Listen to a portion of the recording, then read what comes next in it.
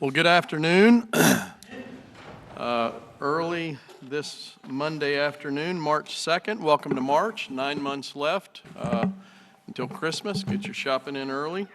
We appreciate you being here today. Some of you are fresh faces, and that's always a good thing. Some of you old faces, and that's a good thing. We're glad to have you here. We hope that you find your time profitable, and it is an honor to have you here today. There's a couple things we start with, as always. We're going to start with a prayer from our chaplain, Mr. Michael Taylor will come forward. He provides for us what's called a solemnizing prayer. That is a prayer provided at the beginning of the meeting. It's for the commissioners, not for you. Don't get jealous. We do this because we certainly do seek wisdom for what we do in the best interest of the county. And after that, we'll have a pledge. So commissioners, if you'll join me, we'll get started.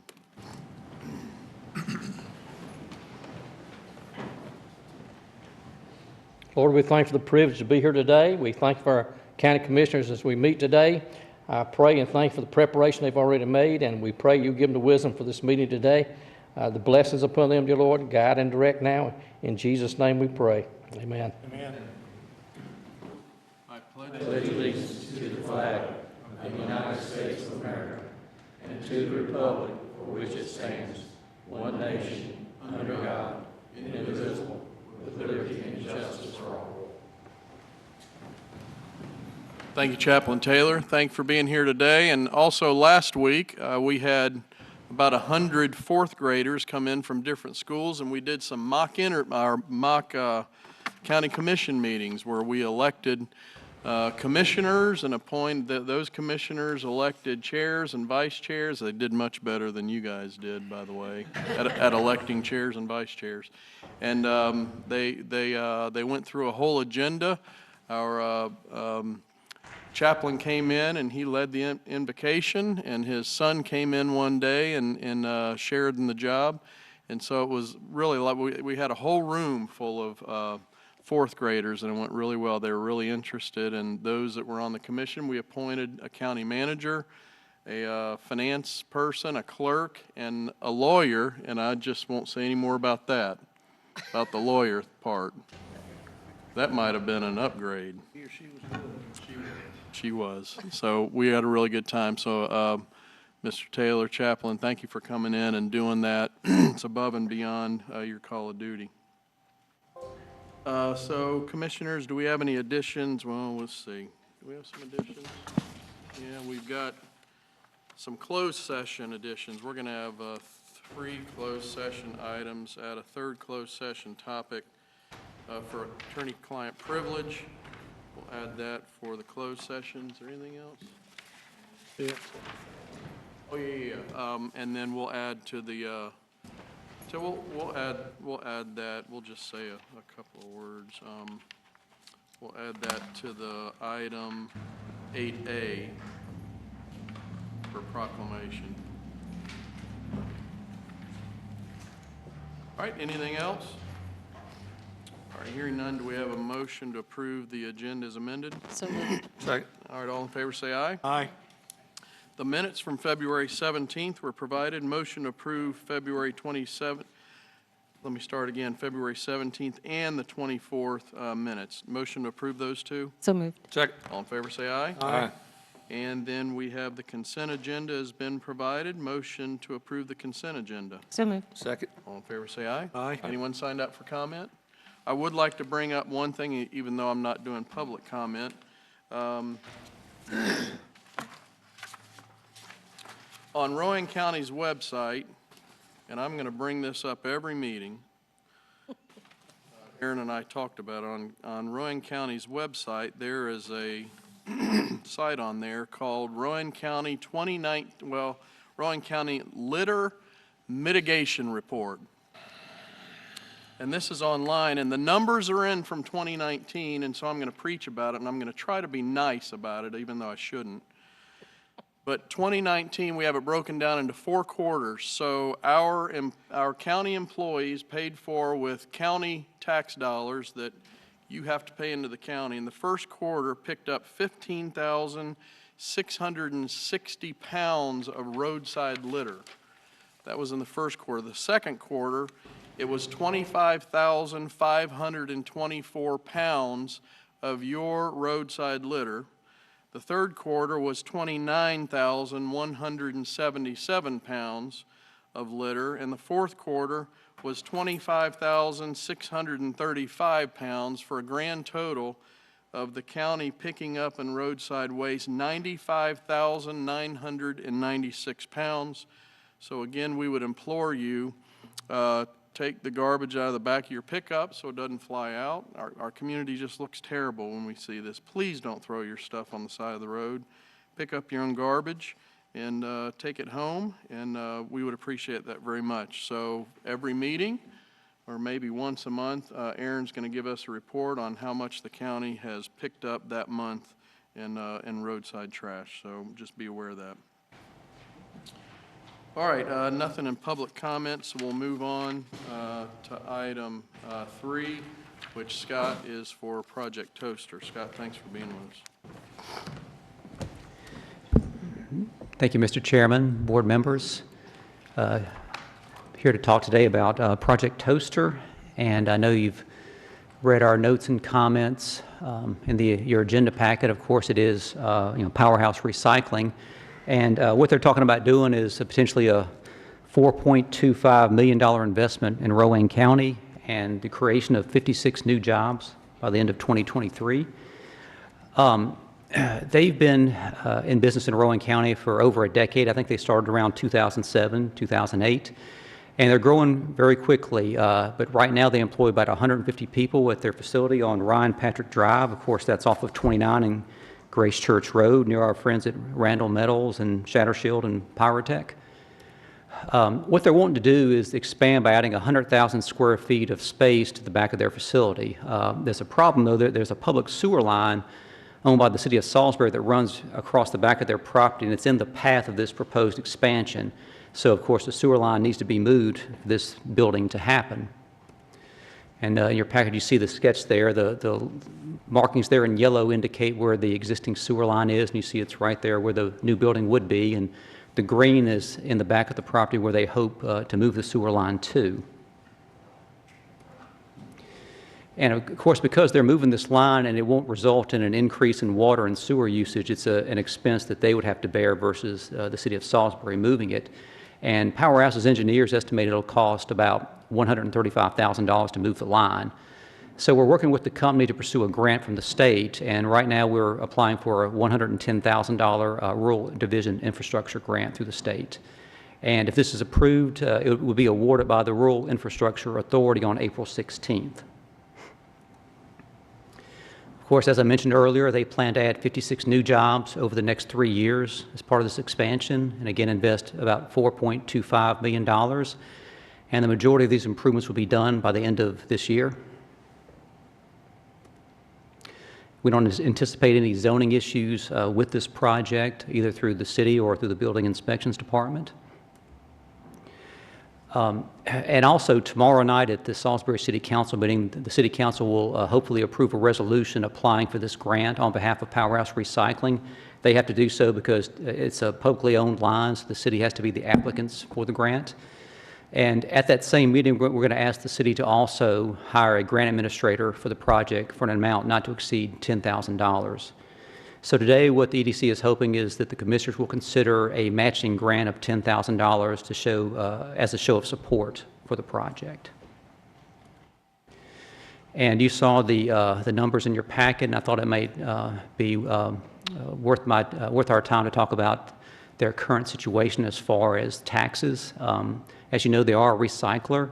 They do receive a recycling property tax exemption from the state. It's awarded by the state, but the amount is determined by the local tax assessor. And best we can determine, they're getting about an 84.53%, I guess, abatement of their property taxes. So that did affect the number that you saw in your packet. Now, with this expansion, they would have to apply for that new part of the property to be considered for a property tax exemption as well. No guarantee it'd be approved, but they did say they are going to try and apply for it. So again, if that was approved, the tax assessor would determine the amount. So we really don't know at this point what that amount will be. So for the numbers you saw in your packet, We just use the rate they're getting right now. They're around 85%. And again, it was based on the current tax rate, excuse me, and also $4.2 million of new equipment being installed and the construction being done by the end of 2020. Those are the numbers there. But all told, we anticipate, if the numbers hold true, net revenue for the county of a little over $33,000 over 10 years. That includes the tax exemption and then, of course, the matching grant from the county, hopefully. And we're asking for that money to come out of the economic development funds that the county has. So again, in closing, 56 new jobs over 3 years, and over 10 years, about $33,000 in new tax revenue, and of course, an opportunity to support a existing employer in Rowan County. I know that's a lot, but are there any questions about that at this point? Yeah, Scott, was there any conversation about what these new jobs would pay? Yeah, we were told they would be, the starting pay would be around the $12 to $13 range for them. Okay. My understanding is $135,000 to move the sewer lines. The state will pay, we hope, 115, is it 115? 110,000, yes. 110,000, leaving a balance of Around 20, 25. 20 to 25, and so we're splitting the difference with the city. More or less, and we've told the company as well, because of course the city would have to bid this out, but that anything over the estimated amount would be the responsibility of the company. I think that the city would probably ask for the money before they awarded the job to whoever wins it. So in essence, the question is are 200-plus jobs worth $10,000 to the county? And Yeah, it's a fair question, yes. I mean, and of course, we try to be creative in ways to help our companies, and this was one instance where we knew that this would be essential in helping them move the line. Obviously, there's, I guess, potential for it to be more, but we had to rely on what we were told at the time by their engineers, and the company feels pretty comfortable about that number. So we don't anticipate much more from the company as far as expenses for moving the line. Scott, I don't want to belabor this septic line too long, but I noticed it takes an abrupt turn. Is it going to be a situation where there may have to be a lift station put in on this? In our discussions with Salisbury Rowan Utilities, they said no, it shouldn't have that kind of requirement. And also, there is a lot, I think it's around a 10 or 15 acre lot next to it that's undeveloped, and this would also serve that as well. I mean, if it was just Powerhouse's lot, they could just cap it there, but of course they have to take it on down as per Salisbury Rowan Utilities policy to the next property. But apparently, according to SRU, the ridge line doesn't start till a couple of properties over. Okay, okay. all right, any other questions for Scott? All right, Scott, don't go far. So we're required to hold a public hearing for this, so we're going to open the floor to a public hearing. And anyone that would like to speak on behalf of this project, or if you have some reservations about it, now would be the time to come forward and speak. All right, seeing none, we'll close the public hearing. Commissioners, do I have a motion? So moved. Second. Motion for what? To approve the economic package for Powerhouse Recycling. You didn't hear that? I still second. All right, he See still there? seconds. Told you. Motion and a second. Any other discussion? All right, thank you, Scott, for your work on this. All in favor, say aye. Aye. Any opposed? All right, thank you very much. Appreciate it. I'm still upset about the old faces comment you made at the introduction, so it might be a long day for you. It might be. All right, Ed, welcome. Public hearing for 2021 Home Funding Action Plan. Thank you, Mr. Chair. This is an annual occurrence for participation in the Cabarrus Iredell Rowan Home Consortium.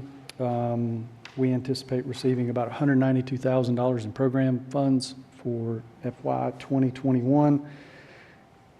Due to other funding sources that are non-federal funds, we don't think there's going to be a match that needs to be budgeted for this year, so that's a good thing. There's no general revenue commitment that needs to come out of the county's budget.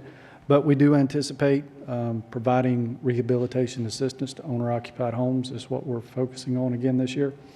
So all you need to do is conduct a public hearing, and once you do that, we've got a series of recommendations there that we would recommend that you do and authorize the county manager to be part of that approval. Do we need to do these individually? I think the last three can all be one motion, but you definitely want to have the funding action plan as a separate item of approval and motion. Okay. Questions for Ed? All right, then we will open the floor again to another public hearing for the 2020-2021 Home Funding Action Plan. These are funds that come directly to us that we'll use for rehabbing homes in the total of $192,081. Anyone like to speak on this? All right, if not, then we'll close the public hearing. Commissioners, do we have a motion to approve? I have a question. Yes, first. ma'am. Ed, was our grant last year about the same amount, and how many homes were we able to rehab? The money was for the same amount. That money's still being spent at this time. I hate to say we aim low and shoot high, but that's kind of what we do. So some of the homes, you just really don't know how much money you're going to spend on them. So yeah, because it's federally designated funds that come, that budget hasn't been adopted yet, but the consortium has been told from HUD to expect the same amount as last year, and so that's why the amount's that. And it could be less or it could be more, but it's probably going to be about the same. And what do you expect? It seems like a figure of $12,000. You and I had talked at some point that was about an average on the houses. Actually, they get a little bit more with this program. We have run different programs that use different pots of money. The urgent repair programs tend to have a smaller amount that you can spend per home, and some of them get up. I think 40 is the cap. 40,000 is the cap on those. So not all of them get there, but some of them are close. So in the last full year that we have records for, do you know how many homes we actually worked on? I don't know right off. Do you happen to know? This may confuse you, but the way this program works, there's always grants that are rolling. And so, quite frankly, this money we probably won't see for 2 years because we're still spending and that's one of the things, if we showed you what we did with 1920, you're going to say, well, why are we getting more money? You haven't done anything with that. It's just the way it marches along. And it is confusing. I think Leslie's shaking her head. She's got folks in her office that probably hate when I call and ask them about it. But it can be confusing. But to answer your question, it ranges from 5 to 8 every year, depending on the number of programs that we've got active. I think it'd really be great for maybe next year to bring along some of the before and after pictures, because that I think would really help our citizens understand what this program's all about. And we do the acronym escapes me at this. It's called the CAPER, and it's an update every year that includes all the projects, and the consortium puts one together that's sent to HUD, but I can send that to the board so you can see what the homes look like that have been served. And just one other thing, this program applies to all the municipalities in the county except for Salisbury and Kannapolis, because they are entitlement communities and they get their own federally designated money. So this is not just Rowan County, it's the other 8 municipalities that get service as well. So, Ed, we were just talking about somebody to apply the grant for the other money that we were talking about for Powerhouse. Do we have to have somebody that follows up on these grants? We do, and that's one of the things that we have asked the board to do is to continue our relationship with the Salisbury Community Development Corporation. They've managed our program since 12 or 15, I'm not exactly sure, but they've done it for a while. And so there's a little bit of information in the staff memo about that, but they do provide the administrative services on that. They do the work write-ups, they monitor the work that the contractor's doing, they work with the homeowner, they go back and check, they keep tabs on what's occurring at all those projects. The thing that the county does is that we're responsible for the funding requests that are submitted to the City of Concord, which is the lead entity, and making sure that money comes back. So everything comes through our financial resources and then to the Salisbury CDC for payment. But we pay the contractor, we manage the flow of money. Thank you. Anything further? All right. Mr. Chairman, I make a motion to approve the 2020-2021 Home Funding Action Plan. Thank you very much. Second. All right, we have a second. Any other discussion? All right, then all in favor say aye. Aye. Any opposed? Thank you very much, Ed. Thank you.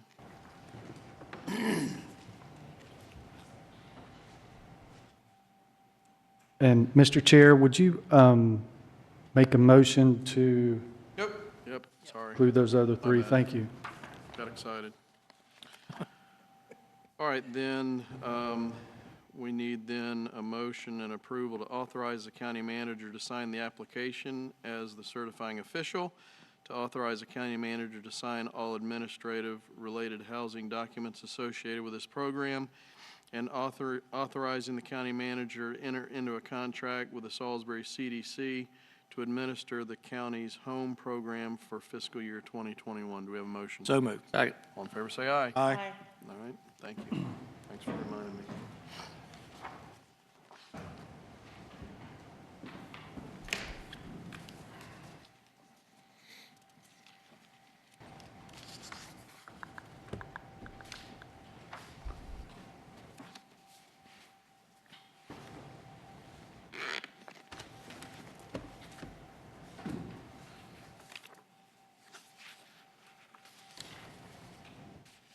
Is there another page?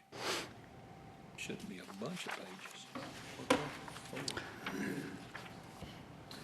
The sheets that are being passed around are text out of our existing zoning ordinance that I wanted you to see for reference at a couple of items in the presentation as we move along. And I'll apologize, this may seem like we're jumping around, but there's a lot of information I want to share with you and make you aware of, just so you sort of see where this has evolved from. And so, not to play the role of the chair, but I think we're at that item now, correct, Mr. Chair? Yes. Thank you.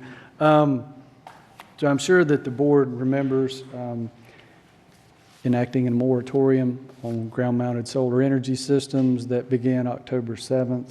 And based on that moratorium ordinance, it would expire April 7th of 2020. What's happened since that time? Committee B of the Rowan County Planning Board has been tasked with reviewing the current ordinance structure and standards and making some recommendations to the current text. As typical, we pulled other county ordinances. We looked at the sites that have been approved in the county. We also looked at material from the School of Government. We've also had folks from the industry come and speak to us that are, quite frankly, on both sides of the issue. They gave us different perspectives, and I think, as the board knows, there are some citizens that are also quite active in this discussion and have sent probably information to you all, and as a committee and planning board, we received that as well. So the text we're going to talk about today is a recommendation from the planning board, but based on our timeline and based on the way this has been proffered to the board, there's no real action that needs to be taken on at this time. This is just sort of a status update of where we are, give you an opportunity to ask questions, and there's a couple options the board can entertain once we get through. So with that being said, I'm going to try to go through this as briefly as I can.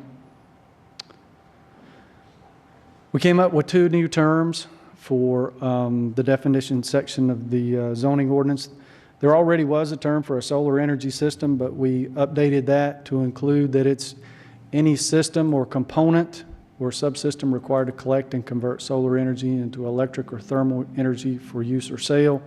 The term includes, but is not limited to, solar voltaic systems, thermal systems, and hot water systems, but, this is where we pick up the old definitions, but is not intended to include incidental systems, and you can read those there.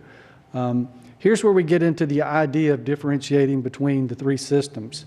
Using the gross acreage sum of all tracts, whether they're contiguous or not, that are submitted in the Utilities Commission application shall be the manner that we classify a system. And a system is classified as one of the following: the ground mounted of 6,000 square feet or less. That's been one of those standards that's been part of the definition. Or roof mounted on any code compliant structure. That's new. A type 2 is where we get into the ones that the board typically has seen as a conditional use permit application. Anything that would be exceeding 6,000 square feet and be on a tract or tracts that do not exceed 15 acres. Type 3 is any system that exceeds 15 acres. A system area is all the land within the fenced perimeter of a ground-mounted solar energy system. It's not the gross acreage sum. It's the land within the fenced perimeter. And you'll see that, we'll talk a little bit more about that later. Ground-mounted solar energy systems, 6,000 square feet or less, were allowed in all 85 ED zoning districts. That stays the same. We've just updated the term to be type 1. So now it says type 1 subject to the size and locational restrictions, which are referenced below. Because in all of our zoning districts, ground-mounted or roof-mounted systems are now allowed as a special requirement. Okay? You see here type 1 solar energy systems. And then you see that the size and the setbacks, that's been a requirement. We just changed the term to ground-mounted solar energy system. And then we put that roof-mounted systems on any non-residential structure are allowed in the horizontal, as long as they're not allowed in the, don't occur in the horizontal or conical surface of the airport. So I mentioned that we're going to hop around a little bit. So let's see. When we talk about the horizontal and the conical surface of the Rowan County Airport or the Mid-Carolina Regional Airport,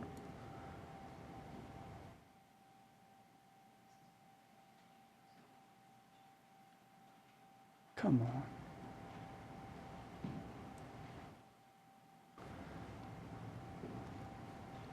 So the horizontal surface of the airport goes out 10,000 feet off the end of the runway and basically 10,000 feet off the side. So it's a horizontal plane that rests above the airport, and it limits any protrusions into that surface, limits them to a height above the airport or the end of the runway elevation, and that's 150 feet above the airport runway. So nothing in this 10,000 foot area off the runway can be taller than 150 feet off the end of the runway. So another 4,000 feet is what's called the conical surface. And so what these regulations are saying, if it's a roof-mounted structure, you can't have a solar energy system located within the horizontal surface or the conical surface. Any at all. Any at all, on a non-residential structure. If it's a residential, it's not included. It's just non-residential, okay?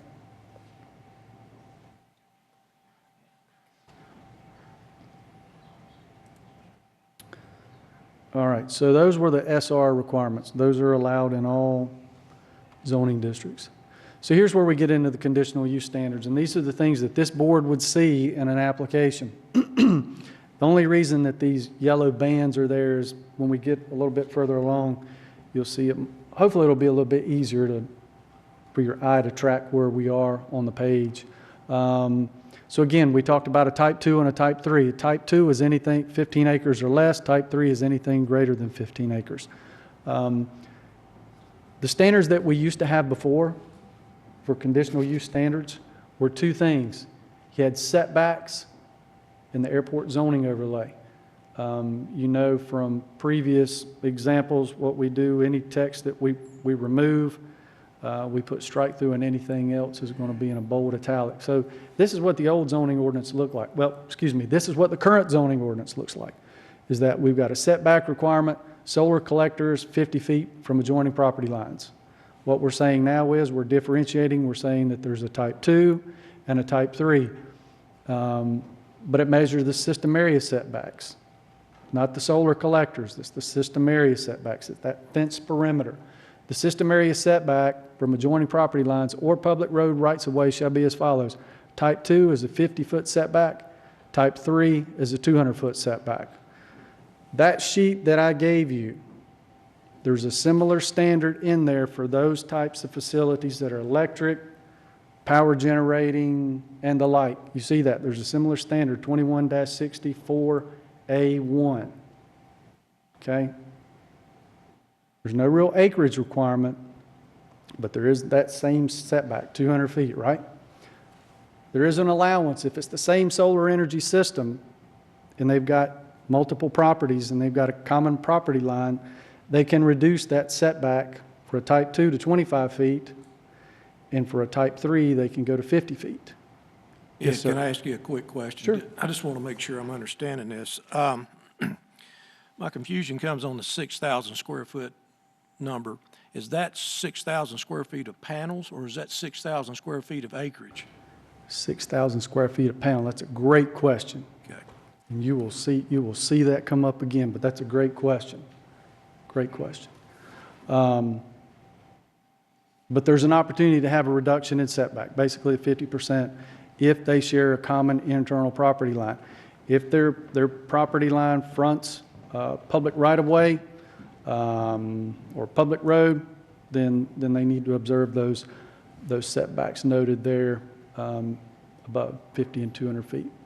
Equipment setbacks, all proposed inverters, substations, buildings, and other structures that are not a collector need to be located within the system area. Again, the system area is that fence perimeter, and then if they're within 300 feet, they need to be at least 300 feet away from any existing residence, church, or school on an adjoining property. Wanted to try to share something with you here, and I'm hoping April can help me here.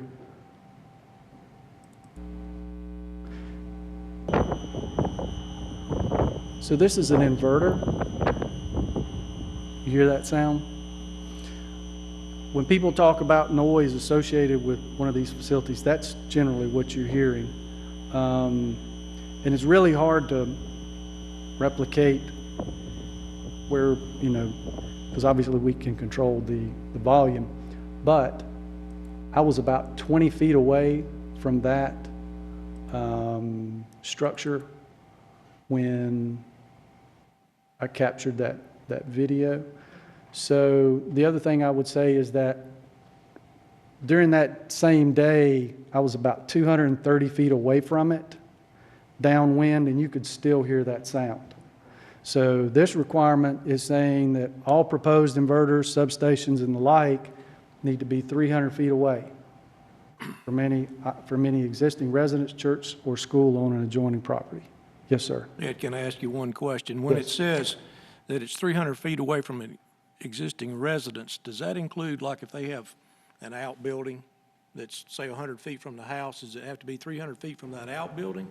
Or is It says residence, the way this is written. It says, occupied dwelling then? well, it doesn't say that. It just says existing residence. Well, if there's not a residence there, then they don't have to observe it. If there's not a church, school, or an existing residence, that point to point doesn't matter. can be 50 feet. It would just need to be within the fence perimeter of that system area. Now, you're talking about type 2. No, sir, this would be type 2 or type 3. Well, type 3 would probably have not only the unit you're talking about, but in a lot of times, the last one that we had before us, they had a substation that was actually in there. So will they have these types of units that you're talking about? If they've And got, a substation if they're bigger? if they've got them and there's a residence, church, or school on an adjoining property, then they're going to be 300 feet from them. Is that 300 feet from the property line? No, 300 feet from the residence, church, or school. Well, the So reason. they're already going to be, if it's a type 3, they're going to be 200 feet, right? So they're going to be at least another 100 feet. If there's not a church or school or residence there, then they could be 200 feet from the property line. Well, I guess my reasoning is, most of these things have been installed in rural areas, Right. farmland, these kind of things. You know, somebody like Jim's got 16 barns on his property. I'm just, you know, where do you draw that line? Well, it's a recommendation. Okay.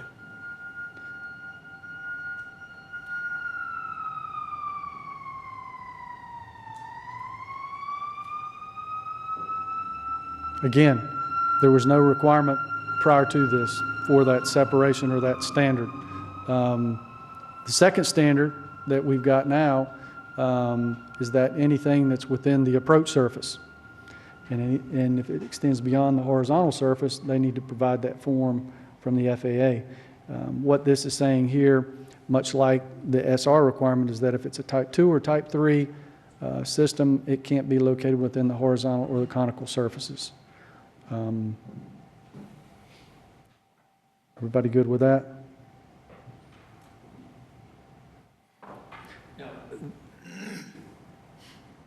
Is this the time that we should talk about the actual zoning itself and the difference between the 2 and the 3? I'm not sure I Or understand your will question. there be a difference in the requirements between the 2 and the 3 as far as the zoning on the land? Let's say that a 2 is in a farm classification. We'll talk about that in the table of uses. You will, okay. All these standards are going to apply to a type 2 or type 3 regardless of what zoning district they are. Yeah, so that's a good question.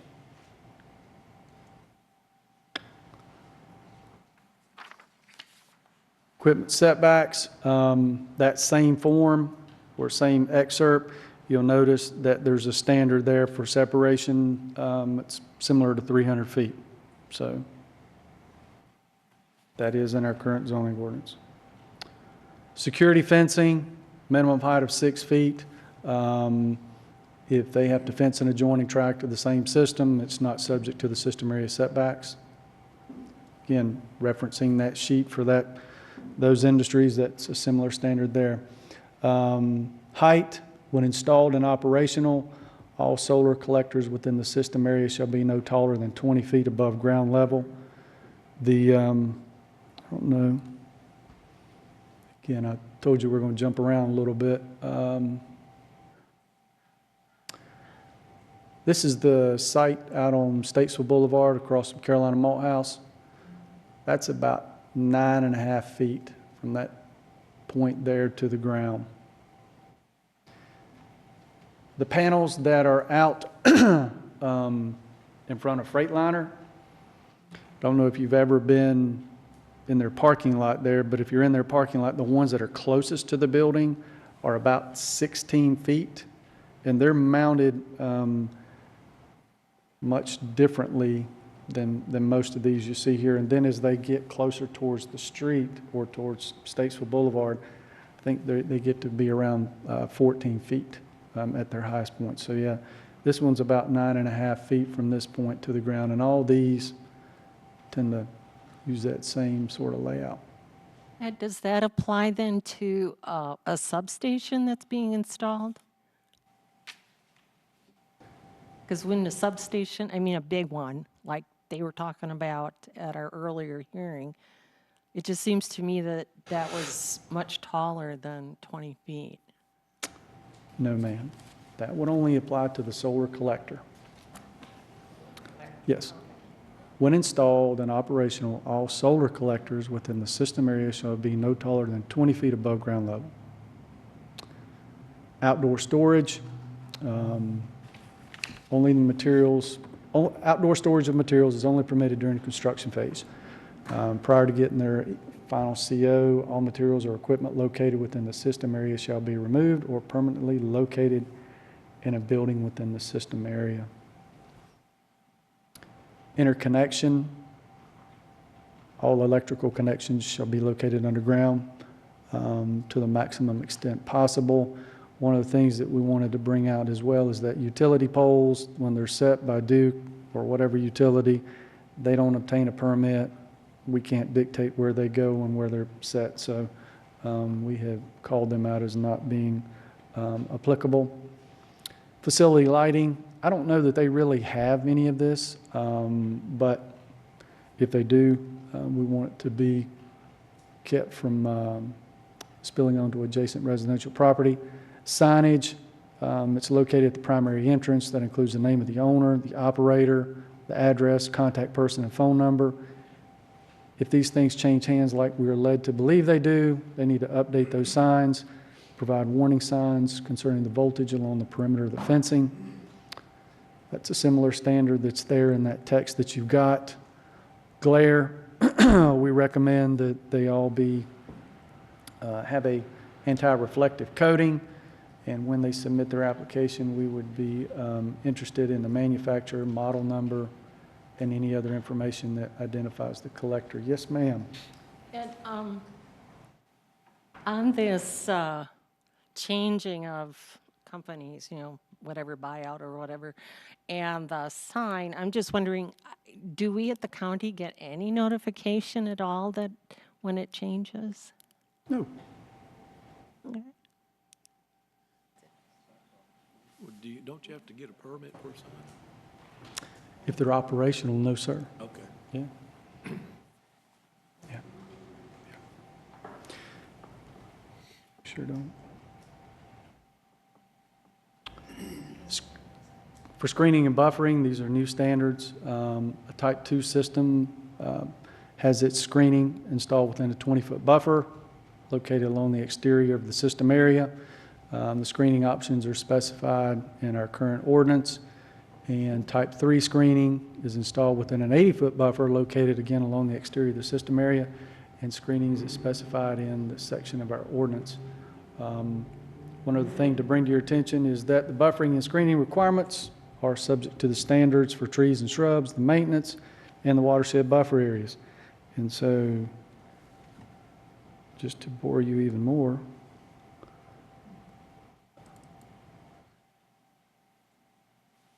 so what does this look like?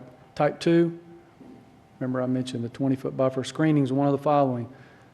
Row of evergreens placed not more than 5 feet apart would grow to form a continuous hedge of at least 6 feet in height within 2 years of planting, or they can do a berm and planting combination with the berm an average of 3 feet in height, and dense plantings when combined achieve that maximum height or minimum height of 6 feet.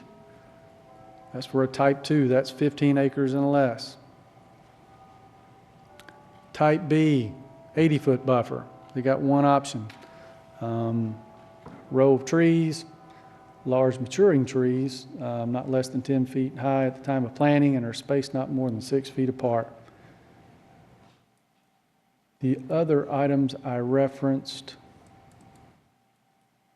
here are the standards for the trees and shrubs that were in that section. Also here for the maintenance of the buffer, and then if they're in a watershed area, they buffer along perennial streams.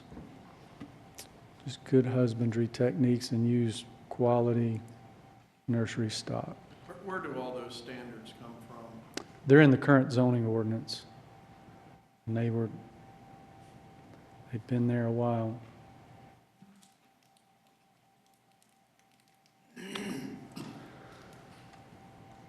Okay, additional site plan information.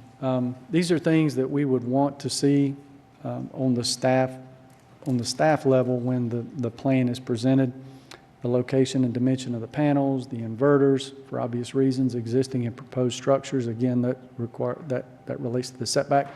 Any other equipment, fencing, property lines, buffer areas, turnout locations, staging areas, which is where a lot of that construction material and equipment resides during construction phase, transmission lines, streams, floodplains, location of any residence, there's our distance within the proximity of the system area, and total acreage of the system area, location of any proposed access utility easements, and where the interconnection between the system occurs and where the disconnect switch is. Supplementary materials, any relevant studies that are prepared by the applicant as part of their submittal to the Utilities Commission. And then probably more importantly is any material they get back from the Utilities Commission in the way of recommendations or requirements that may have not been shared with us. This puts the burden on them to provide that. One of the other things is that we're interested in what the utility provider knows about this particular interconnect system. We require something very similar for cell towers. They submit an application or submit letters to adjoining or towers in proximity of their location and get a response as to whether or not they're can co-locate, and if they're not, they've proved why their site is worthy.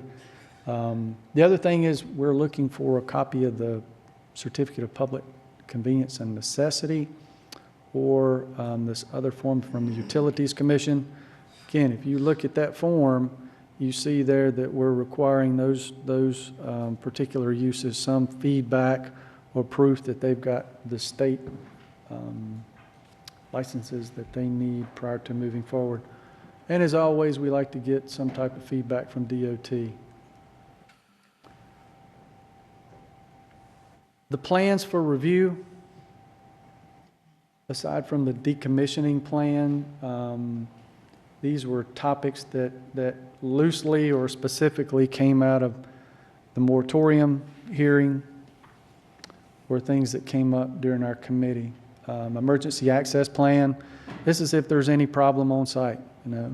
Just make sure that the fire department having jurisdiction, emergency services, they know how to access the site, either through a code or a contact. Doesn't have to be elaborate, but just so that they know what to do in case of an emergency. A maintenance plan, this basically details how the facility will be repaired in the event of a natural disaster, what their ideas are for maintaining the site. We've got a couple that are not maintaining their site, so we'd like to know what their rationale, how they're going to do it. And then we get into the decommissioning plan. The maintenance plan in item B, there's a similar standard in our subdivision ordinance as it relates to stormwater detention devices. So it's not apples to apples, but it's definitely a document that sort of addresses the long-term or the longevity of the site and how they're going to maintain it in different events. So the decommissioning plan, I think everybody knows what that is, but we've got a template that we've created that looks a lot like what the model ordinance is. That's called the Template Solar Ordinance for North Carolina. It was put together by a lot of different entities, but we use that as a basis for creating our document. So those are the required plans that would need to be submitted before their application makes it to the board for consideration. Yes, ma'am. Okay, on decommissioning, I haven't had a chance to look at that particular form and the information. But are we requiring any type of bond for decommissioning? My fear is that, yeah, we're going to do it, and you sign a contract, but if there's nothing financially connected to that, you just walk out the door. Right. And we do have a requirement in the plan. We're going to look at that in just a minute, where we propose to. Yes, ma'am. Thank you for asking. Before final operation, they need to submit all their documents to us, and if they look like everything that this commission approved with any specific additions to it, then we would direct them to record those documents with the Register of Deeds. So the one thing that we're hoping to include, and Mr. Dees and I have talked about this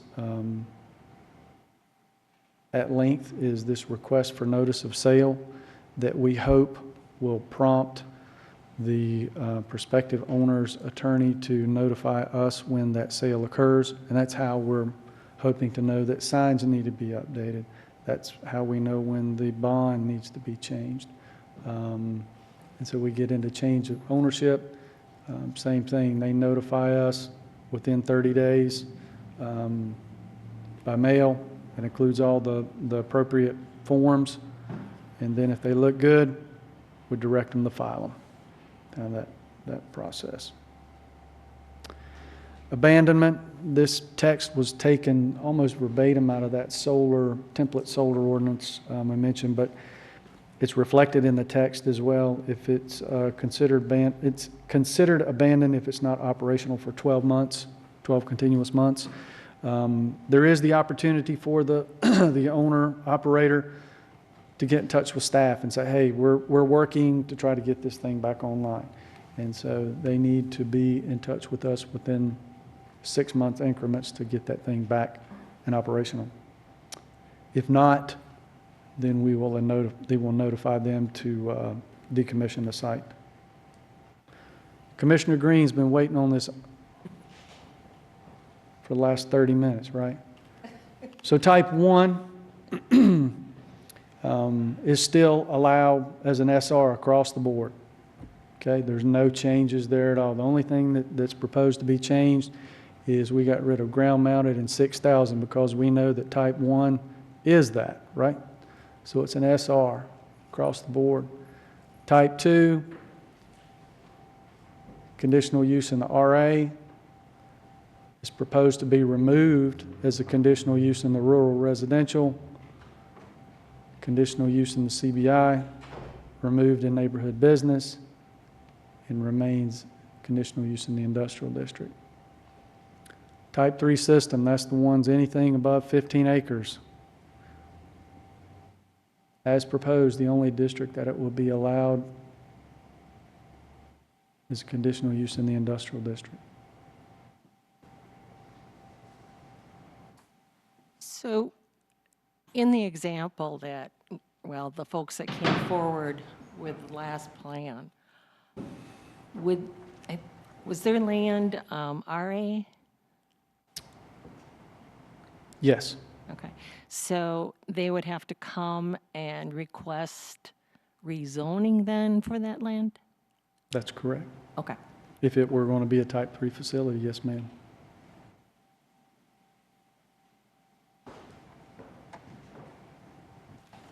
I know this has created some heartburn. Have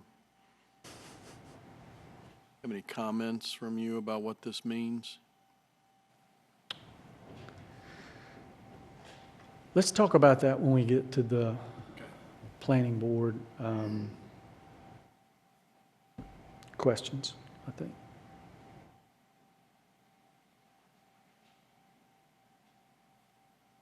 Anything else you want to talk about on the proposed table of uses? Okay.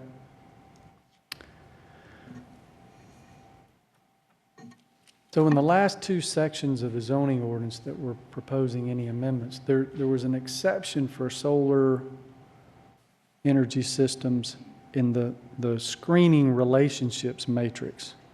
And so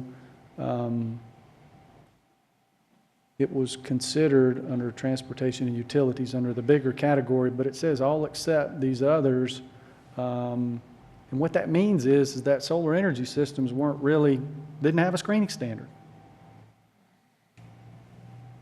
So based on what we saw for those other, well, in the proposed text, you saw that we had the buffering and the screening requirements there for a type 2 and type 3. We then therefore eliminated this section in, or the text in 21-216. Likewise, in 21-277, solar energy systems located on the roof or exterior wall of any building and located within the DOT right-of-way are not intended to be regulated herein. Well, we know, based on what we talked about, that type 1 systems include roof-mounted, so they are regulated, but they're permitted. But the other thing is, if they're located within the DOT right-of-way, we don't regulate that anyway. So, and then there's some other references there. But by and large, that's just kind of a housekeeping matter.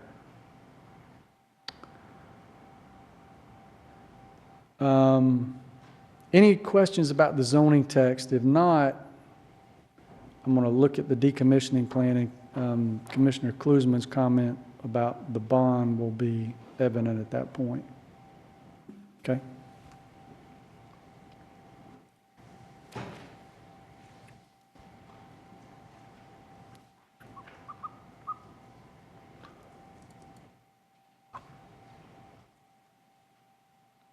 Yeah, and this is what we would envision to be the template to be used for providing a decommissioning plan.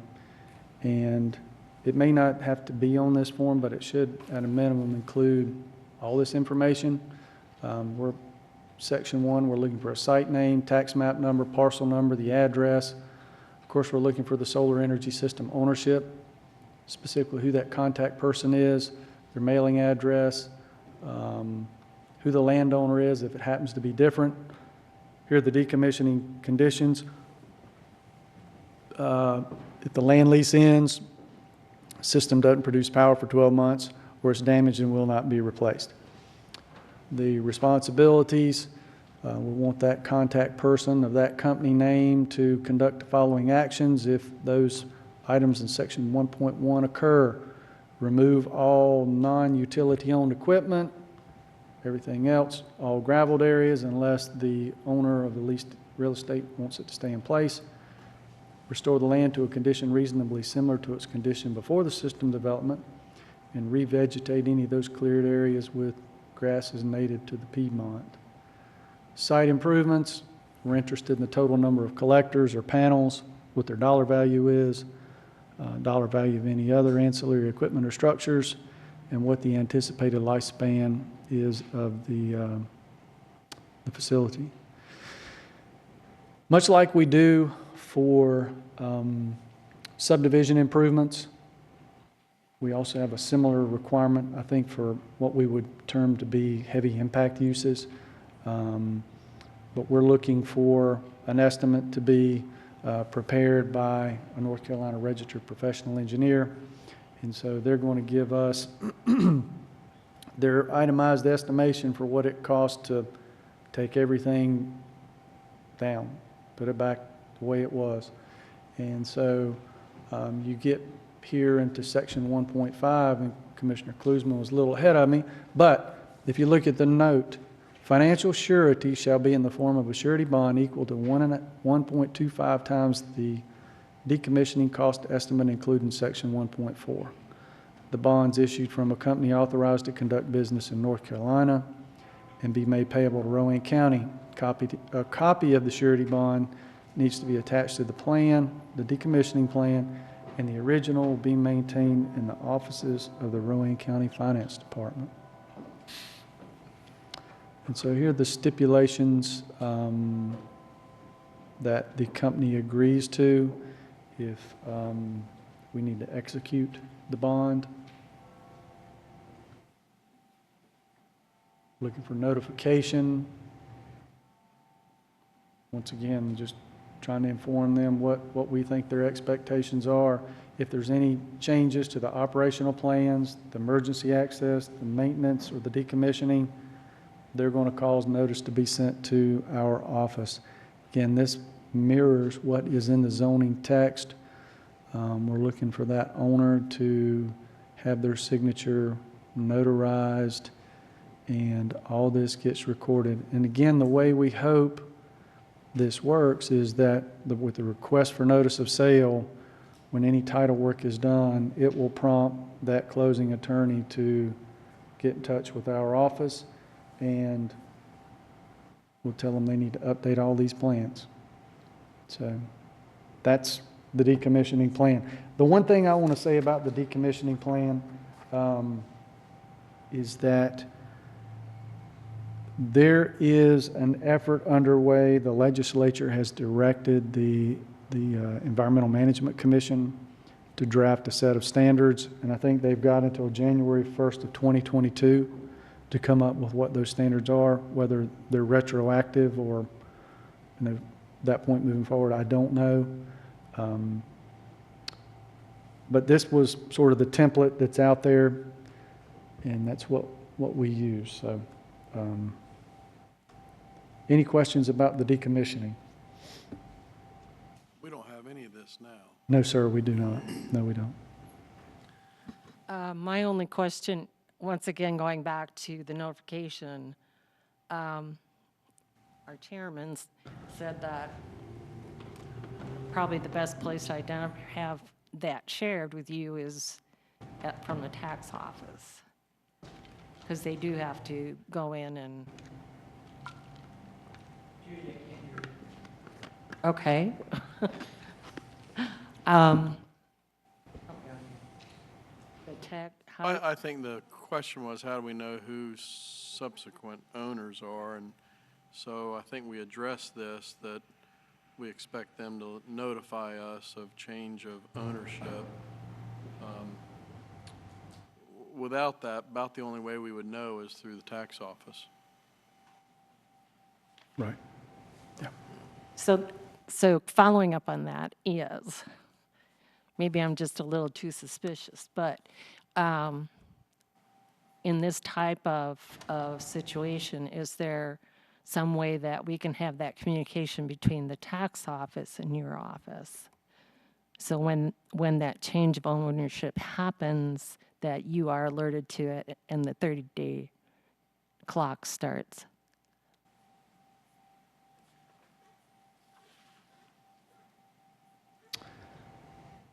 We could certainly There may be. tax administrator know to communicate with us. Yeah. We don't. There may be as kind of a safety net. But I tend to think that the manner with which we've got this, I would hope that that closing attorney or that firm would pick up on it and let us know. But yeah, we could, through GIS or some way, we should be able to document that. Ed, this bond issue is something that I would really like to see, if possible. We may have to talk, and you may have already talked with our legal counsel here. I'm not sure that we can legally have that bond payable to us, since we have no authorization over the land other than the zoning of it, because we wouldn't be involved with the cleanup. A man's got a right to, if they choose, to leave the property as is. And so I'm not sure exactly whether we can get a bond issued by a company that way. Now, we might get a bond issued directly to the landowner, and that could be part of what we would like to see on that. But we can also require an escrow account that wouldn't require a third party, a bonding agent, to do that. So maybe we might need to check into that, sir. We'll be glad to check into it. I think usually our authority to do that is under the enforcement of the conditional use permits. And so that's what gives us the authority to go on property and make corrections and remedy violations. But we need to follow up on that just to make sure that we can do it. And so we'll do that. We'll follow up on that.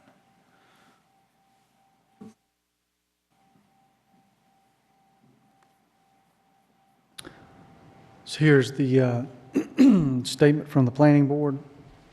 I don't know that it really is necessary to review at this point, but, you know, during the process, that's there. But these are the questions that the planning board had. And I think a couple of the commissioners may have sort of wondered this without saying it aloud, but the tract size is 15 acres, an appropriate threshold between a type 2 and 3 facility. Mr. Klusman asked this, that property off of Neal Road, yes, it would require rezoning to an industrial district.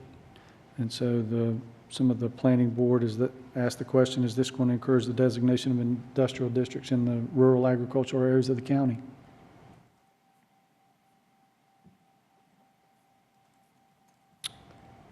Screening.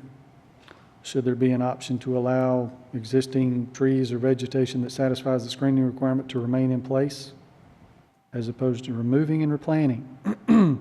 Should the residents of a landowner that leases property to a solar system be required to be screened and subject to the setbacks?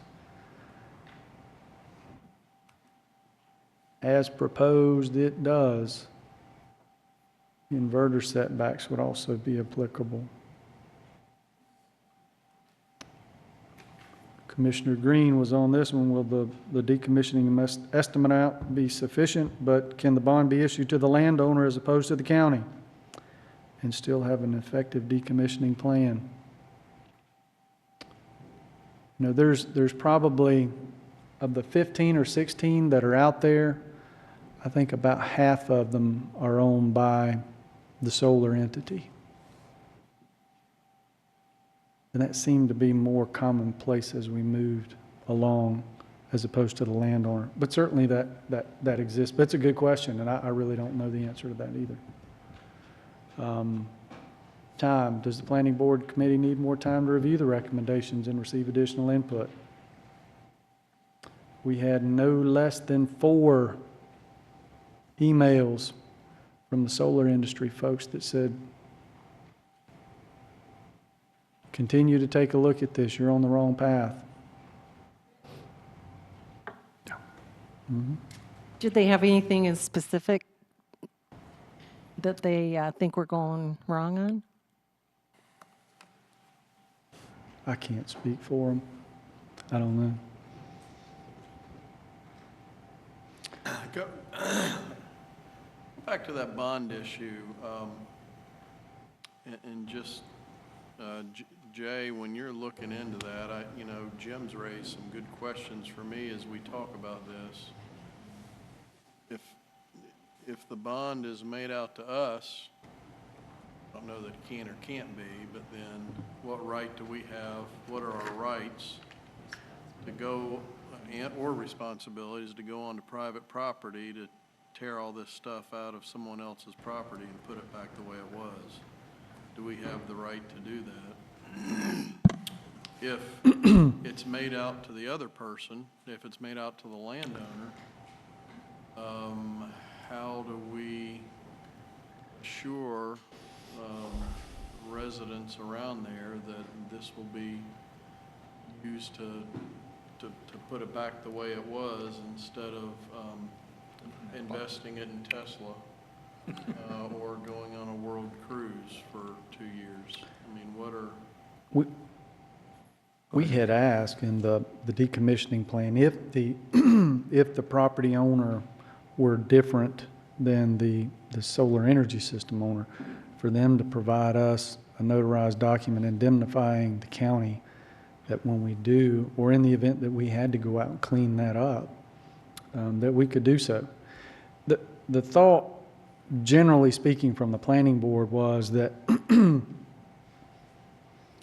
that they saw the role of the county as the police, that if we were the permitting authority, we should be the ones to go out and initiate the cleanup and be responsible for doing that. You know, this the standards in here and the bonding requirement have changed quite a bit as we talked about them, but I think that's the general idea, is that the county should be responsible for initiating and managing the cleanup of that. Because there's a very minor opportunity for us to enforce any standard if they fail to meet it. I mean, it's the equivalent of, I said, citizen's arrest, but that's it. It's a long, drawn-out process. We've got some facilities in this county that you're probably aware of, that buildings that have deteriorated, that have fallen, that are big sites, that nothing's ever been done. Whose responsibility is it? I don't know. Same people that just closed down. Right. So the question there is the same thing. You know, what do we do? How do we go about it? And that was the point, is that the landowner, and use Mr. Green as an example, on some of his property that he's leased to them, and they no longer produce power, and he wants them to get rid of it. So it's going to now become up to Mr. Green's, or it's now his problem to get rid of it. And so Jay and I start sending Mr. Green a letter and say, you're out of compliance, you've got to get rid of this stuff. And he's like, I don't know where that bond is. I never kept up with the bond. You know, I think it's in my safe deposit box, and it expired 10 years ago. So all of a sudden, Mr. Green is the person that's public enemy number one, that we're knocking on his door. So all that being said, I think as it came back, everybody looked at it and said, well, probably the county is the best equipped to manage and to administer any cleanup activities that happen. So it's not clean, it's not neat, and I think that's why the decommissioning plan that may come back will hopefully have some legs under it that we can say, aha, you know, either statutorily or procedurally, this is how this is going to work. I think the dilemma is what we typically find as well, is that Mr. Green's the one who has made the money over the life of this lease. But once the economic shelf life of the use and the equipment has expired, they don't tend to want to come back in and clean it back up. And so I think what I got from the planning board comments was that we're the ones that have the teeth to make the cleanup happen. And I think we can figure out a way to do it. We'll check to see if we can do the performance bond, but we have the right to abate zoning violations. And when you're issued a conditional permit that requires these as conditions, that's what gives us the authority to abate the violation, which is the failure to remove the solar farm.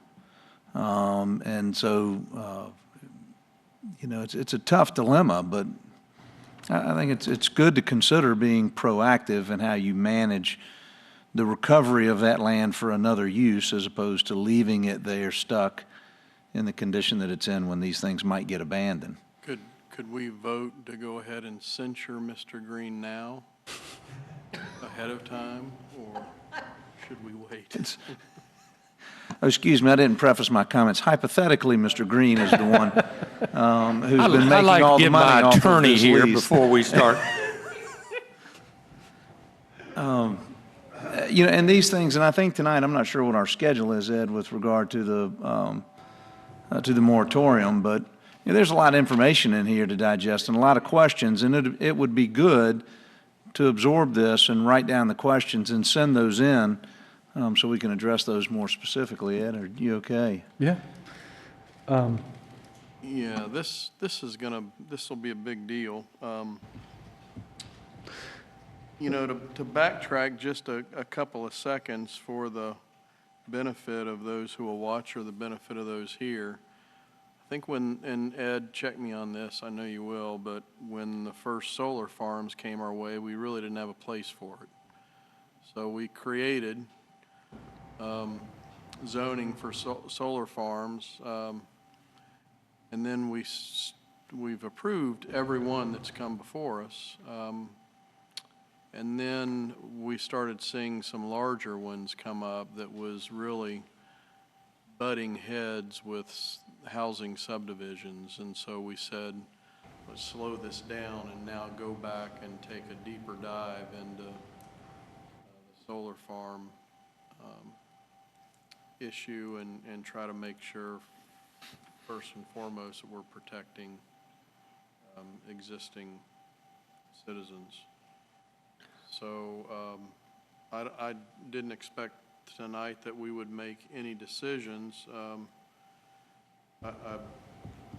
However y'all want to do it, by sending, we'll have to do it individually. I'm sure we'll talk to each other amongst ourselves over the next couple of weeks. But Ed, I'll spend some time with you, if you don't mind. So,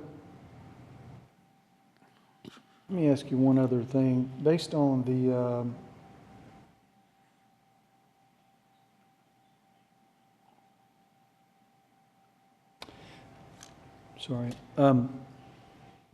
you have a couple options. One is do nothing. You could refer it back to the planning board for more study. If you do that, there's a high likelihood that you're going to need to extend the moratorium, and we need to advertise, hold another hearing, and that kind of thing, which certainly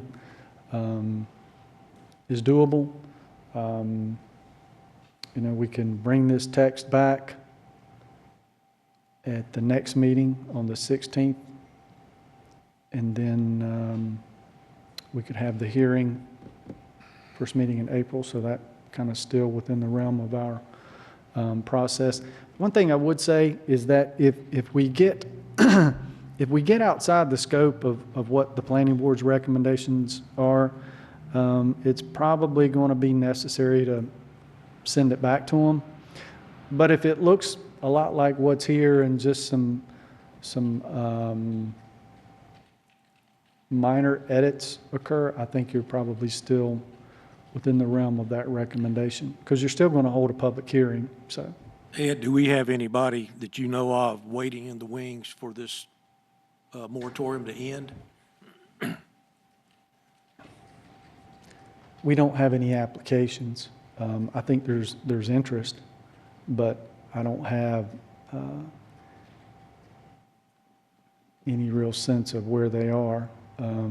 So. Well, from a timing perspective, we're in March 2nd. Our second meeting in March would be the 16th. So if we come back on the 16th and say, yeah, we've been talking with Ed and Shane and meeting with Ed and Shane, and we have some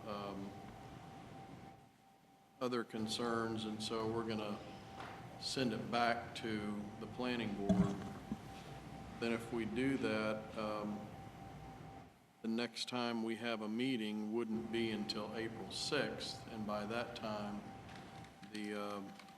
no, that'd be the 7th. Okay, so then we're safe. We could advertise and could we advertise and extend the moratorium on the 6th? You would need to, at the on the 16th, you would need to say that we are going to extend the moratorium. We'll need to either come back and vote on this up or down, or if we want to send it back to planning board, we would come back with You would set another hearing to hearing extend the for- moratorium, yes. Okay, so makes sense. Mr. Chairman, I'd like to be able to get Commissioner Caskey's input on this too before we move it any further. And Mr. Chairman, there are some good questions that we need to think through. They've been raised tonight, which was residence versus occupied dwelling, whether it's property line versus the structure. Those are issues that you raised tonight. Ed and I discussed the concept of using acreage to determine whether it's level 1, level 2, level 3 versus capacity. And the 15 acres, Ed and I talked about that, and whether 15 acres is inclusive of all phases, future phases included. You certainly want to avoid somebody subdividing property to be less than 15 acres to qualify and then coming in for future phases. Like next week. Yeah, those are those are still things that need to be addressed, and I would err on planning for the options for more time as you need it, if you need it, yeah. Yeah, and I came to the planning board meeting and spoke with the new chairman of the planning board. There were some questions there as well, so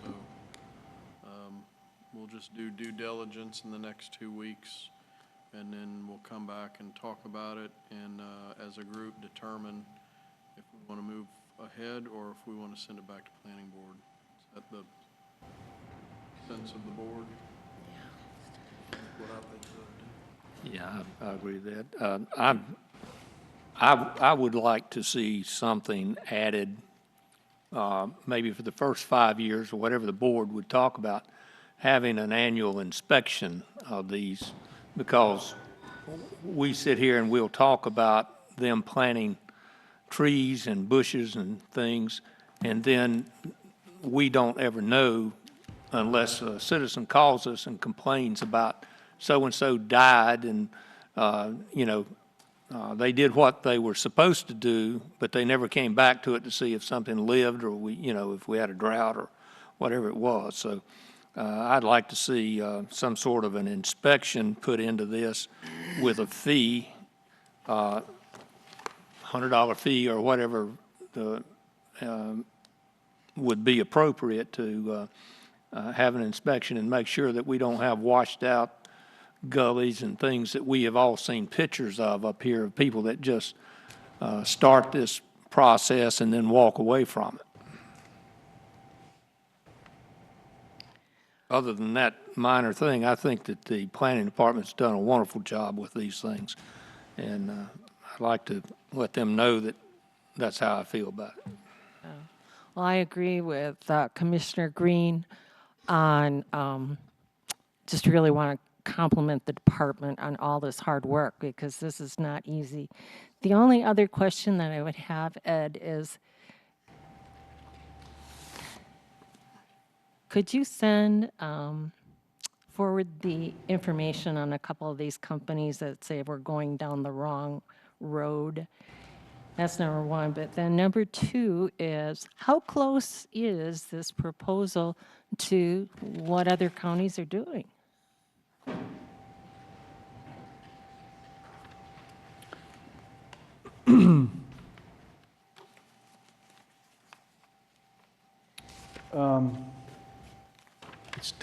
Every place is different.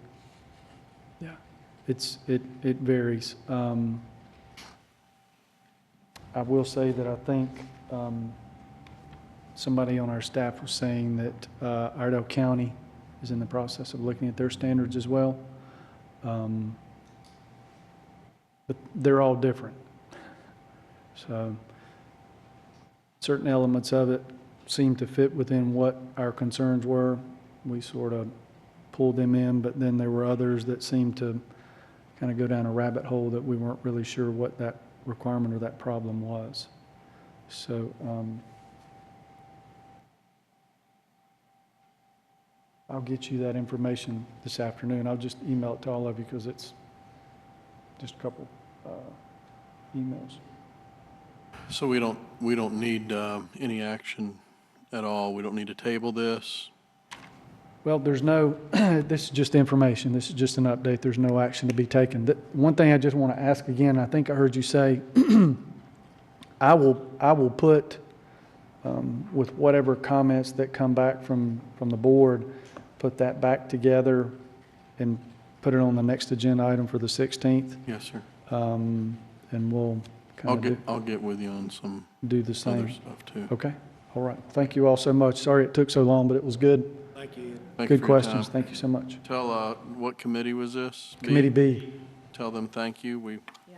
County appreciates their work. All right. Great. Thanks Wasn't again. easy. All right, we'll move on. Jay, want to talk about your favorite topic, Waffle House?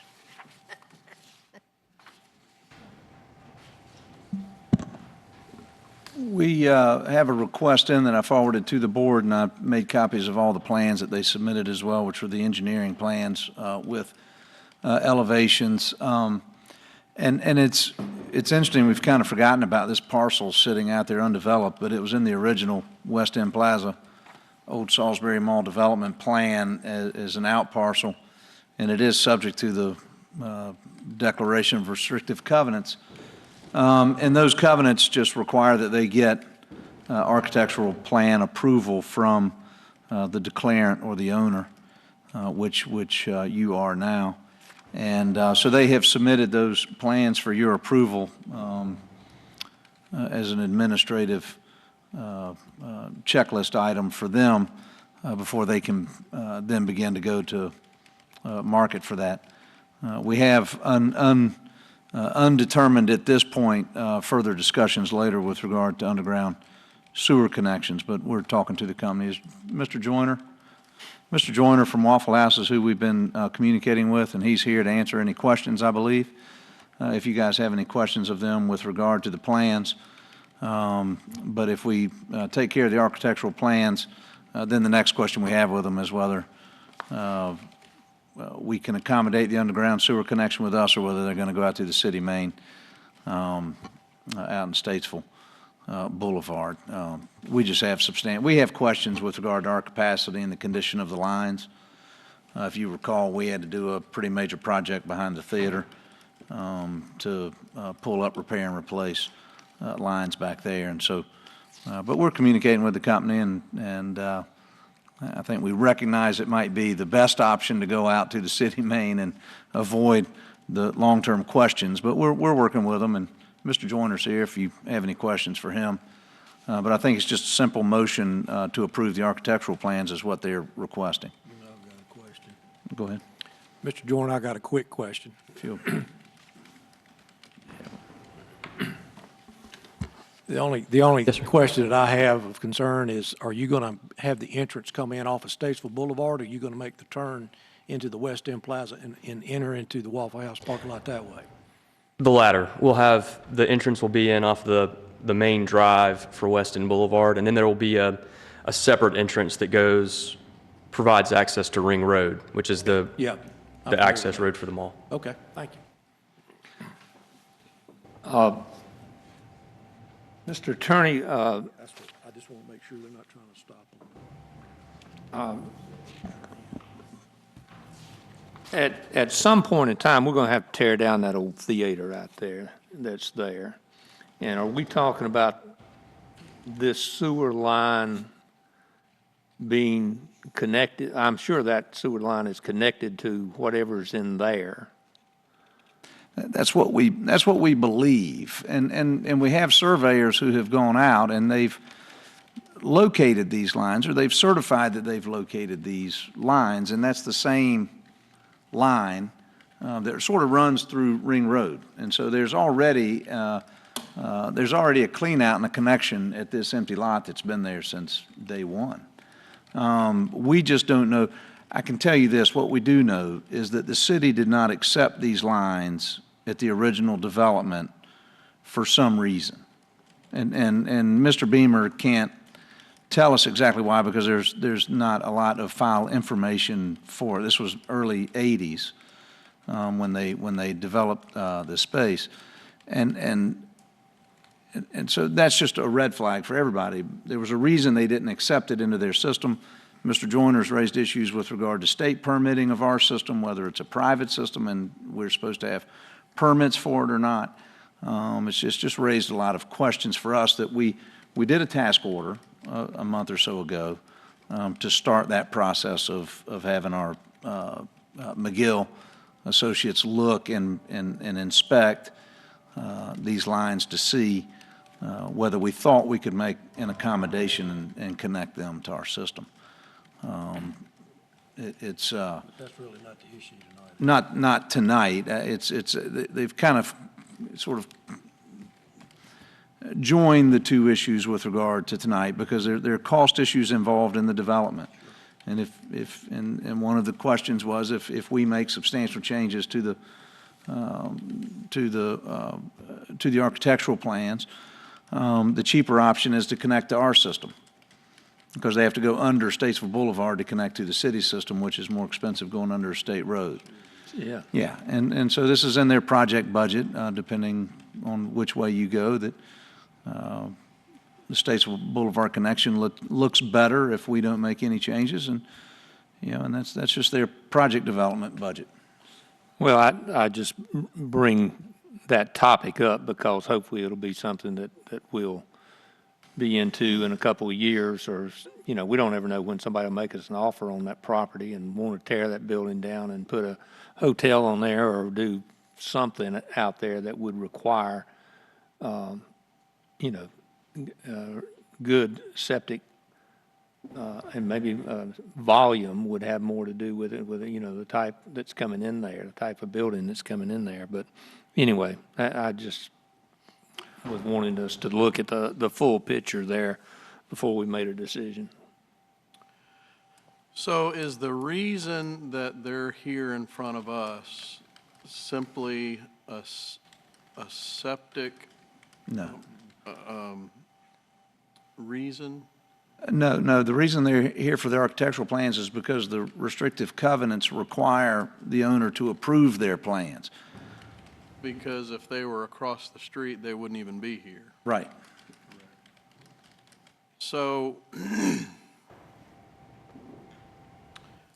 and I should have asked about this earlier. I've been looking through these plans, and Craig's the smart construction guy on our team here. Put that on me. But I'm trying to figure out what this building looks like, and maybe Dollar General is going to be going to give you a heartache over this. We're trying to figure out what this looks like, what this building looks like.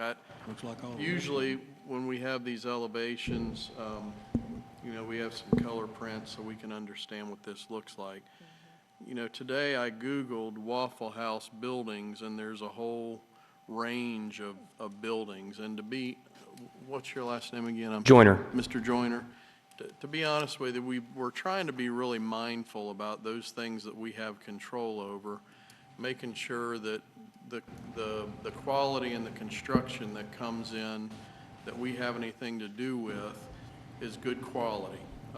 Because frankly, there are some businesses, like we've talked about with solar farms, that they'll do whatever they can do to put up the least quality possible.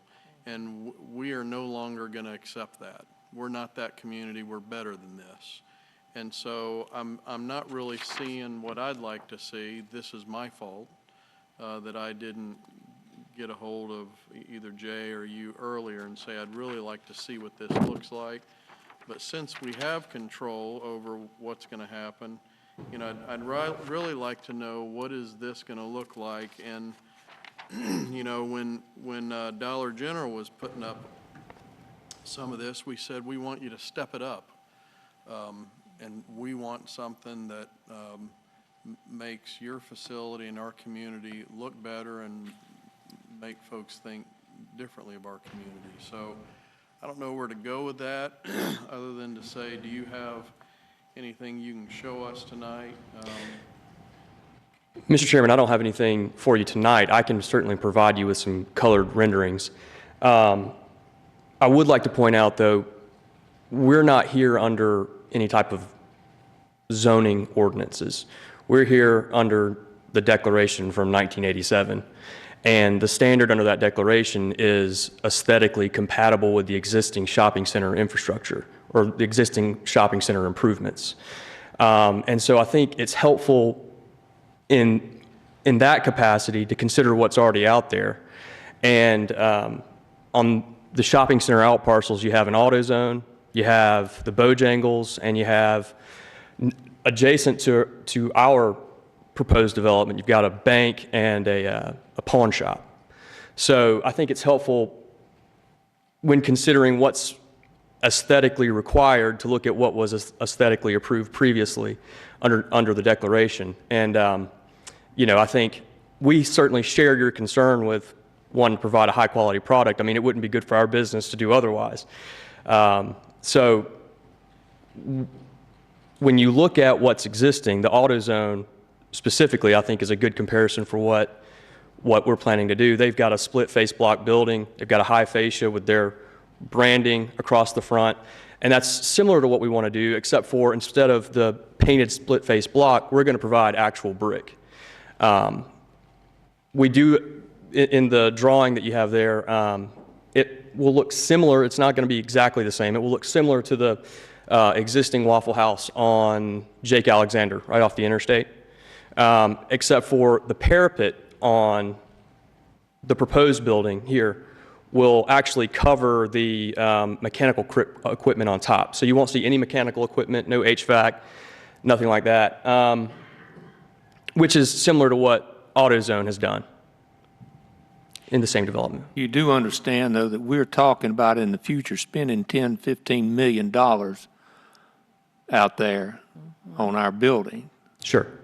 So we don't expect some building to come in to look like it did 15 or 20 years ago, or 30 years ago, because the mall is 30 years old. So we do expect, excuse me, Mr. Chairman, I don't mean to talk out of turn, but we do expect as nice a building as you can put up there Sure. to do this, even though you're not required to come to us to pass. We understand to pass your blueprints, but for that end of Statesville Boulevard, we do plan on spending a lot of money and improving that out there, and we just want you to do your best at that. Yes, sir. If you could come over here, I think this is Innis Street, so is this the same? Okay. That's Innis Street and the Jake Alexander. So there's a slight difference here. This building, this portion that's not shown as brick here, that would be yellow. That would be our trademark yellow fascia. But you didn't say it was going to be on this building. You said it was going to be like the one on Jake Alexander, yes, sir. Been out there for, what, 20 years? It's been 30 out there years? forever, and and like I said, it's not going to look exactly like that. That was a previous prototype. We don't even use the same color brick anymore as that specific building, but what we think we're offering is a nice looking building. We have him just email us a color rendering, and then we can, if we're going to approve it, put it on consent agenda. I think that's what they're going to do. Yeah. So on that building, was that the Jake Alexander building there? No, I Okay. just pulled up your yellow. The one that showed the yellow fascia that you just pulled up, the rooftop equipment was not screened on that. So the new prototype, that would be screened. Okay, so what you're proposing is not going to look like the store on Innis Street. No, ma'am. And is that a more expensive store? More expensive in construction-wise, or is it a better store for us company-wise? Because it's a more expensive construction Yeah. for us, but it's actually a lower performing store than, No, Jake I'm Alexander. not asking about performance. I'm asking about construction. Yes. Because quite frankly, that's the building I want to see out there. sure. Because we're looking at having thousands of people coming in and out of there, you know. Can I show you? You didn't know you were getting into all this, did you? I did. My apologies. Yes. Is that possible? I mean, is it possible? I don't know if that building is actually ever been built. I'm not sure what that is. It is Is that Canal Street in Louisiana. Yeah, okay, so that one has been built. Yes, it's possible. And let me reiterate what the vice chairman said, and I don't know that you're aware of this. Well, the reason we're here is because the county owns the mall. But the county is embarking on a large remodeling. Part of that facility will be, well, it's an agricultural facility, but there will be large conference and meeting space, and like Commissioner Klusman said, we will have thousands of people coming in and out of there. I appreciate the fact that you say, well, we're kind of building to the standard of what was put there in the 80s, but we got to start somewhere.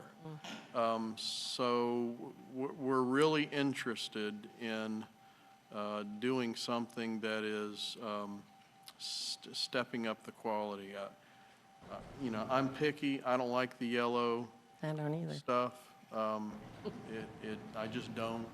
There are other Waffle Houses out there, and this is what we see as we drive around our region. We go to visit our kids, we go to visit friends, we go to wherever for dinner, and we see better, and we say, why not us? And so we see these in other communities because other communities are requiring this. So we're going to begin requiring these things because we deserve these things. Completely agree. So- And if I may, the difference in the Innis Street store and the Jake Alexander store is a difference in the zoning standards for those specific areas of town. And so what we're proposing fits within the city of Salisbury zoning ordinance. We do. We understand that. And again, if this were across the street next to Food Lion, you wouldn't be in front of us. But now that we have an opportunity to have a say, we're going to have a say. Okay? And so we just, we want better. Mr. Chairman, perhaps something that might be helpful for our guest is for him to see the renderings of what's going to happen. Sure. Yeah, so Jay and, Drew. Drew's good. I'm going to write it down this time. Drew, you really seem like a nice guy. And thank you for your patience with this. I don't want to move forward on this, and I don't know if this is earth-shattering and it's going to mess everything up, but I would like us to try to work together on something that is something that both of us will be more proud of, and something that will add to the city of Salisbury. And so if we could work together on that, if we need to, as Commissioner Pierce said, if we need to bring it back as a consent item on our next agenda, we'll be happy to do that. We've had these same discussions with Dollar General, and they immediately stepped up and said, yes, we'll do differently, and so that's why we know this could be done. So,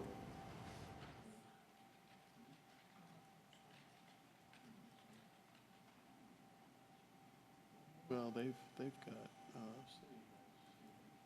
Oh, okay. so, well, she brings up a really good point. What kind of sign is going out there? Is it?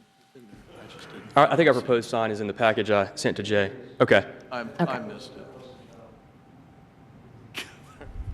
Is it really? Okay. Oh, I know why, because she prints me a packet and it's all in black and white. Okay. So I forgot about that. Okay, the drawing that I saw for your sign is that it's 15 feet off the ground. Correct. And what I would like to see, and I'm hoping my colleagues agree, is ground level. I think the issue we're going to run into with that is the elevation of this specific site. It falls off from Statesville Boulevard down to Ring Road about 10 or 11 feet. So leveling out the ground and putting in a monument sign, especially when we're permitted a 100-square-foot, 22-foot tall sign underneath the declaration, I think that would be a little difficult for us to accomplish.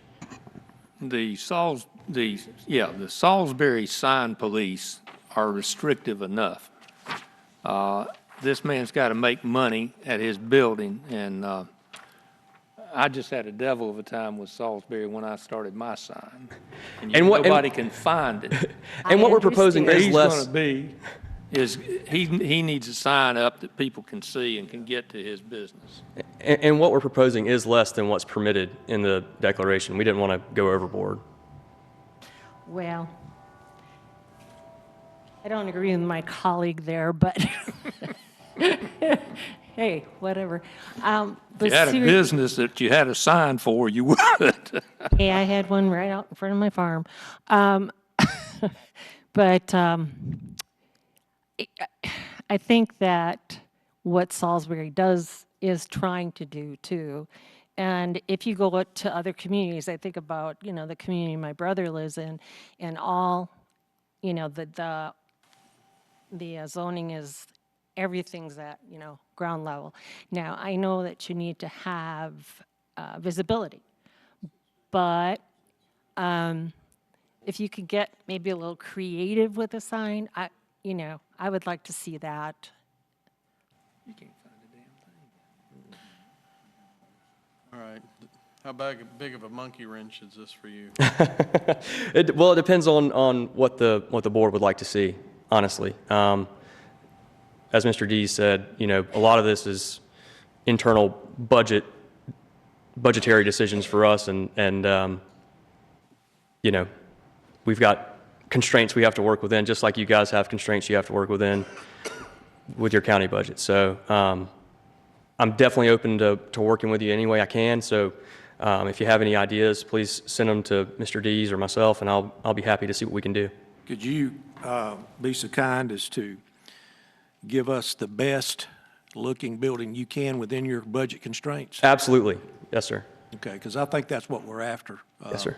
We're not trying to dictate to you how to market your restaurant, but I will tell you, by the time they get done with what's going to go on at West End Plaza with the upfit, that restaurant will be visited quite frequently. So That's one of the reasons we like the location. right, I know. So I just think that, well, like Commissioner Klusman says, why don't you look at the renderings, and I think you'll get a better idea of where we're going with this. It's not about, we want Waffle House here, don't get me wrong, we do. We just want the best looking one we can get. Sure. Okay? All right, thank you. Could you leave your cell phone number with our board clerk, and I'll text you some photos that I've got of what we're kind of interested in, Sure. okay?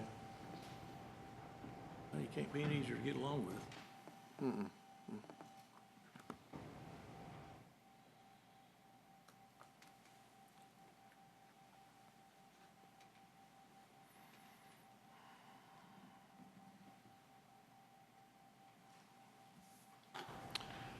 Anything else for us? That's it for me. Sorry for the ambush. No problem. It was not intended, but we appreciate your kindness. Sure. Thank you. So, thank you. Okay. Anything else? Jay? All right, we'll move on to the next item, and this is Valerie.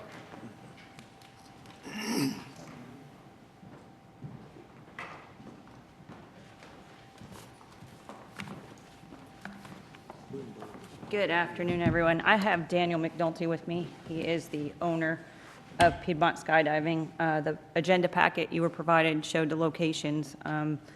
Basically, we just want to make sure that you don't have any questions. The intention is not for him to operate out of both areas at the same time, but we needed to allow him a construction lease in order to start making improvements to the new location while still conducting operations and dropping in the current drop zone. Grass is going to be our biggest issue. The land was cleared and seeded back in August and September. It has been seeded twice already, but it's just not taking. As soon as we get enough grass, we can start the process of doing walks to make sure all the debris is out of the area, and hopefully July, if not sooner, operations can move into the new drop zone. So if there's any questions, that's what we're here for. Valerie, do you think we need some better soil? Is that the problem out there? I don't know that they've done soil tests. Last time they seeded it was the day before we got 58 days with no rain. That has a lot to do So with it. I think that has something to do with it. Made up for it. Yeah.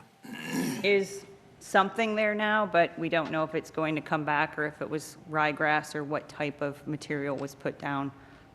So the next couple of weeks will be telling. Yeah. In talking with Bill Godley, one of our really good landscape nursery people, what he told me was that 50-some days, it's a new phenomenon. They're calling it a flash drought. And I lost a tree that was probably 20 years old that just killed it off. That seeding was contracted through TBE, which is our engineers, and done by Reifenberg. And they have already been advised that the expectation is for them to come back out again if it's not good enough. So it won't be we will not have to pay for it again. It was part of the contract. So, Daniel, maybe we could do some advertising for you. I know, so you've owned the skydiving business now. You purchased it from the prior owner, right? Yeah, from Jim Lanningham. Yeah, in and how long 2015. have you owned it? Since May of 2015. 2015. So talk about, give you a little airtime here to promote yeah. what you're doing, because you've got an amazing business. Talk about what you do out there and how busy you are, and kind of where that business went in jumps per week, month, year. It's All right, probably a yeah. yearly number, and where you are now. Folks will be impressed by that. Okay, so when Jim owned it, he's probably doing about 500 tandem skydives a year. Tandem's like basically a first-timer, newbie, attached to an experienced instructor. So it went from 500 to now, last year we did 4,500. And we outgrew where we're at now, probably about 4 years ago. So this is a well-needed change. We need the space. In addition, this bigger landing area, we can bring in more experienced jumpers and actually teach people to skydive as well. So in the end, we're looking at an increase in jump numbers, at least double, probably triple total jump numbers. Oh. And this is inside the fence, Yep. right? And Yep. that's a good thing. And by the way, county, I think for every jump, the county gets paid. Well, yeah, fuel, Yeah. the property tax, it's all, Yeah, so that's a and good sales thing. tax on video sales as well. I think just last year we collected like $25,000 in sales tax. So Yeah. Well, maybe you could take up a couple of our commissioners and anytime. show them. You won't be without a chute, though, won't you? You get a cheaper rate if you don't have a chute. I've jumped once, so I'm good. I'm good. You are crazy. Yeah. Well, thank you. So, yeah, congratulations on your business. Yeah. Yeah, keep it up. All right, so we just need to approve then Piedmont Skydiving relocation. Is that what we need to do, Valerie? I'll make that motion. Second. All right, any other discussion? All right, all in favor say aye. Aye. Any opposed? All right, thank you. Good luck to you. Good luck to the grass, yeah. Thank you. All right, we've got some board appointments. Grant Quarry Planning Board, ETJ. Let's see.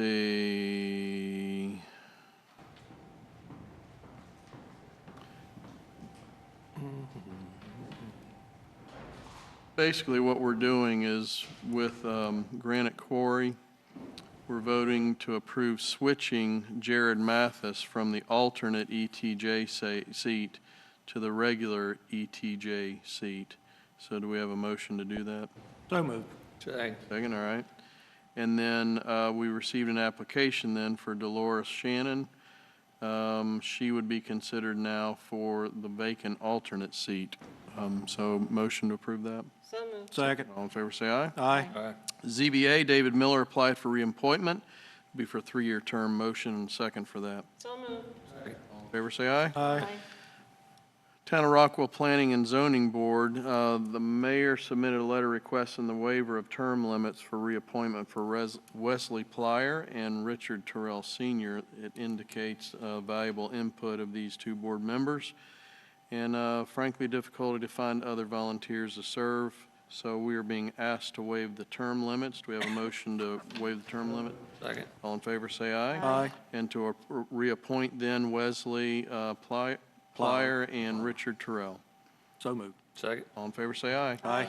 Ryan County, there are 49 vacancies on various boards. Was having a discussion today with someone about, again, how to get involved in local government, and that is a terrific way to help shape your community. So if you're interested, please go on to Rowan County's webpage, look for boards and committees, and find one that you are really interested in. We can have you on a board within 30 days. It'd be our honor to have you do that. 30 minutes, is that what I heard? Yeah, in 30 minutes. So, all right, so we're gonna have closed session. So I make a motion that we enter closed session in accordance with North Carolina General Statute 143, 318, 11A1, to consider approval of the minutes of closed session held on December 16th, 2019, and January 6th, 2020, and February 24th, 2020. Also, in accordance with statute 143-318-11A6 to discuss a personnel matter, and also for attorney-client privilege. Do I need to read that, Jay? Those two items. Regarding Thelma's lease and tax collections. So I'll make that in form of motion. We have a second. All in favor, say aye. Aye. All right, as soon as we clear the room, we'll get started. All right, we are back in session here on March 2nd, 2020. We've come out of closed session. I have a couple of motions. One motion will be to reclassify the transit coordinator position to transit safety and training officer. Do we have a second? Second. Any discussion? All in favor, say aye. Aye. All right, then that motion passes. Would also like to make a motion that we make an offer to hire Wendell Chip Main II for the employment for the position of county assessor with Rowan County with the following details. The starting salary will be $95,000 annually. We will provide up to a maximum of $5,000 in relocation assistance that's reimbursable upon presentation of related receipts moving to Rowan County. His start date will be March 23rd, 2020. We have a couple of terms of appointment. According to statute, we would need to appoint him between his hire date and the expiration date of the prior assessor. That'll be March 23rd, 2020 to August 26, 2020. And then his second term will begin on August 27th, 2020, run for 4 years until August 26, 2020. 3 years. Huh? 3 years. 3 years? I'm sorry, 3 years. Yeah, I did the math there. August 26, 2023. So do I have a second? Second. All right, any discussion? All in favor, say aye. Aye. We have a motion to adjourn? So moved. All in favor? Aye. Aye. Wow, just get it out there. Let's wait on Mike.